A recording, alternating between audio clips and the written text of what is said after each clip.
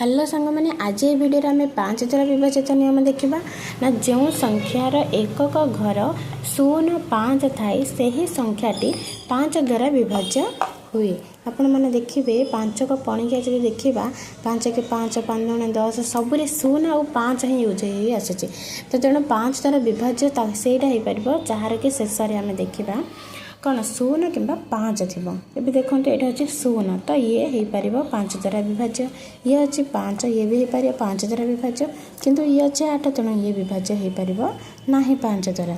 ये भी अच्छे 0 तो ये 5 द्वारा विभाज्य हो पार। आम गोटे परीक्षा कर देखीदे यहाँ देखा 5 द्वारा विभाज्य हो कि ना 5 5 दूनी 10 आसीज तौक के 3 500 को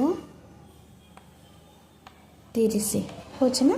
तो बहुत सहजरे मन रही 5 द्वारा विभाजित नियम कौन ना 0 और 5 जदि आम लास्ट देखा शेष जदि शेष अंकटी तार कौन एकक घर अंकटी जदि 0 5 थी, एकक घर अंक जदि 0 5 अच्छे ताल आम कह 5 द्वारा विभाज्य हो पार। जदि 0 5 ना आउ कि भी अच्छे ताल सी 5 द्वारा विभाज्य हो पार ना।